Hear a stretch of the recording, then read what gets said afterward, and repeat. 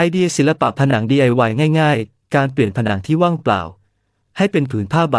ที่แท้จริงซึ่งเต็มไปด้วยบุคลิกภาพและความมีไหวพริบไม่จำเป็นต้องเป็นงานหนักหน่วงที่สงวนไว้สำหรับผู้ชำนาญทางศิลปะในที่นี้เรานำเสนอบทสรุปของไอเดียศิลปะบนผนังแบบ DIY แสนสะดวกเชิญชวนแม้แต่ผู้ที่ไม่ได้ฝึกหัดให้มีส่วนร่วมในการสร้างสรรค์เริ่มต้นด้วยความพยายามที่ง่ายที่สุดศิลปะจากเชือกวิธีนี้เกี่ยวข้องกับการวางหมุดหรือตะปูอย่างมีกลยุทธ์ในการออกแบบที่กำหนดไว้ล่วงหน้าบนผนังหรือแผงไม้ของคุณจากนั้นจึงทอเชือกหรือเส้นได้ระหว่างสิ่งเหล่านี้เพื่อสร้างลวดลายหรือภาพที่ซับซ้อนความซับซ้อนของการออกแบบอาจแตกต่างกันไปขึ้นอยู่กับความทะเยอทะยานและความอดทนของคุณเท่านั้นอีกช่องทางหนึ่ง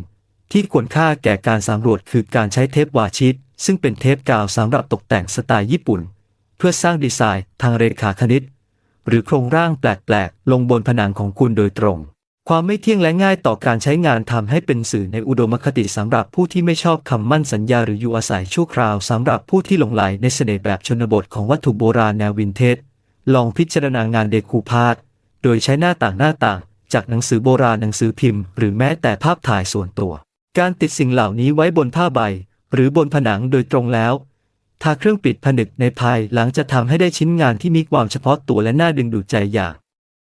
น่าทึ่งการผสมผสานผ้าเข้ากับผลงานศิลปะบนผนังของคุณเผยให้เห็นพื้นผิวและความลึกใหม่ๆใช้ผ้าใบหรือโครงเรียบง่ายเป็นฐานแล้วติดผ้าโดยใช้ลวดเย็บหรือกาวเทคนิคนี้สามารถนำเสื้อผ้าอันเป็นที่รักหรือเศษผ้ากลับมาใช้ใหม่ให้เป็นงานศิลปะโดยผสมผสานประโยชน์ใช้สอยเข้ากับสุนทรียภาพที่สวยงามสุดท้ายนี้อย่าประมาทพลังการเปลี่ยนแปลงของผนังแกลเลอรี่ที่ได้รับการดูแลอย่างพิถีพิถันการรวมภาพพิมพ์เข้าด้วยกันไม่ว่าจะเป็นการผลิตอย่างมืออาชีพหรือมีความสำคัญส่วนตัวควบคู่ไปกับวัตถุ3มิติและการพิมพ์สามารถสร้างการเล่าเรื่องด้วยภาพอันน่าทึ่งภายในพื้นที่อยู่อาศัยของคุณได้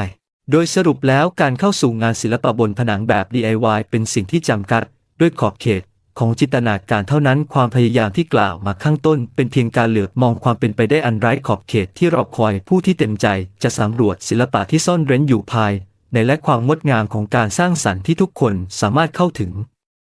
ได้